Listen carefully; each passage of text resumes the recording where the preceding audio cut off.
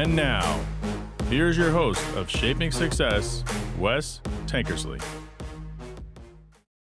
What is up, everyone? Welcome to Shaping Success. I am your host, Wes Tankersley. If you can do me a real big favor right now, if you're listening to this on Apple Podcasts, please like, share, and review the podcast. It helps us grow. It helps us reach more people and reach the potential that we are looking for.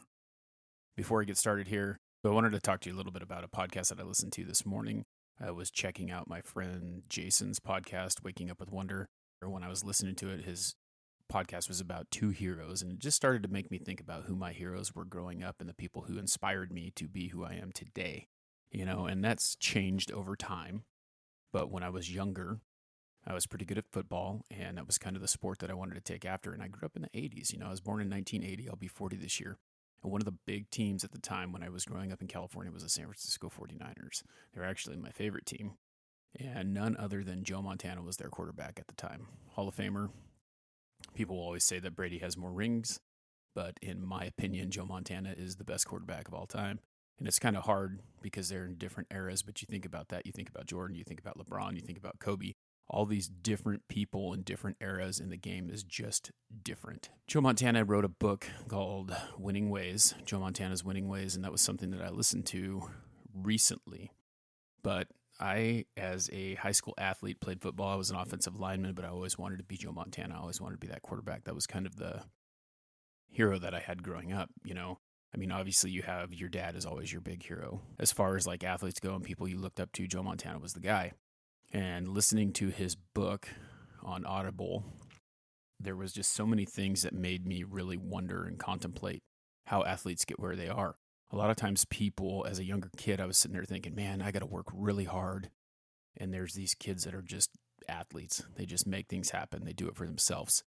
They don't have to work for it. I said they do it for themselves, but they really felt like they were just really talented. They had this God-given gift to be excellent, to catch every ball that was thrown at them, to run really fast, to do all those things.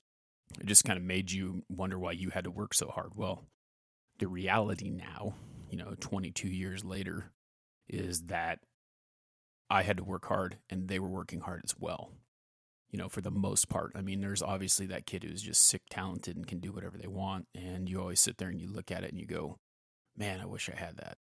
But the thing about that, these athletes that excel, these athletes that become pros are the ones who work twice as hard. And if you read that book or listen to that book, Joe Montana's Winning Ways, you'll understand in the mind of how this little guy, because he wasn't very big, made it and won, the Super Bowls that he did, and one of the very best quarterbacks of all time. And will go down as that. So I want to talk about a little quote here. He says, this is from Joe Montana himself. He says, yeah, it's nice to look up to people, but the more you try to be somebody else, the less you are yourself. Thinking about that quote, you really have to see that we do look up to people. We try to be people. We try to emulate people, but that's really not our true self.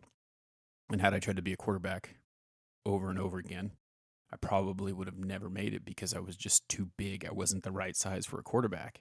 I could have accepted that. You look at some of these quarterbacks now and they're big dudes. I was 6'3", 260 pounds when I was in high school. There are some NFL quarterbacks that are that big. I just had to be willing to work for that, or I had to be talented enough. You have to have some of that gift. But when you try to emulate that, you lose who you are because you're trying to be someone else. You need to strive to be the best you that you can be.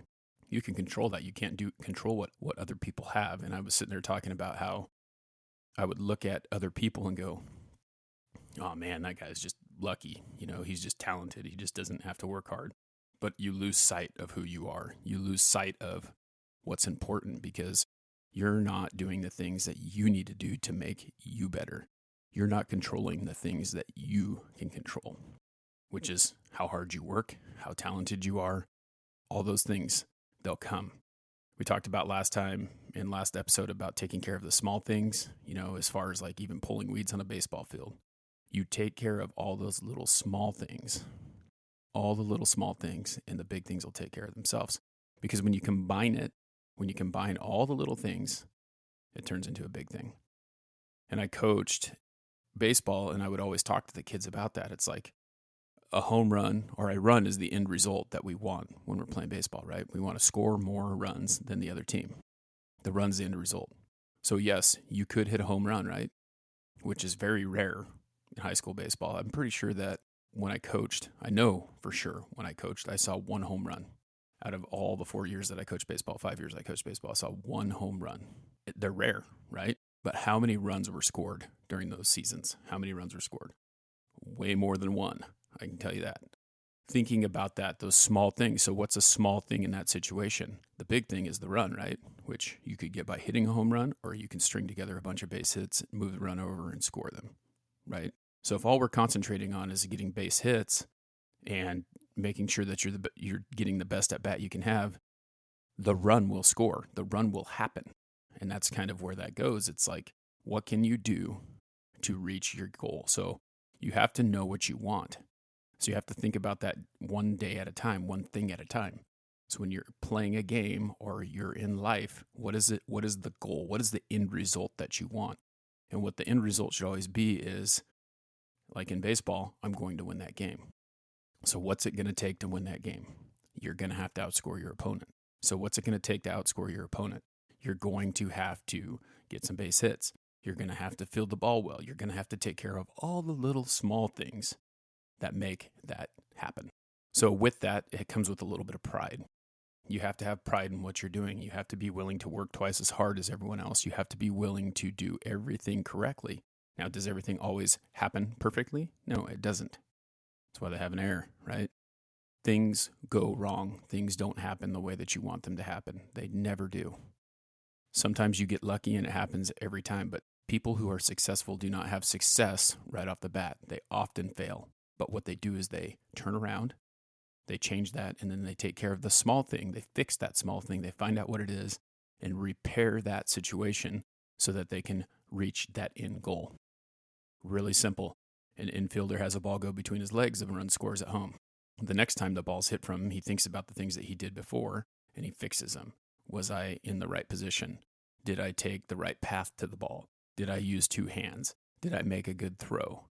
I can control that. So now that's what I'm going to do. So you turn around, you go back, you do those things correctly the next time.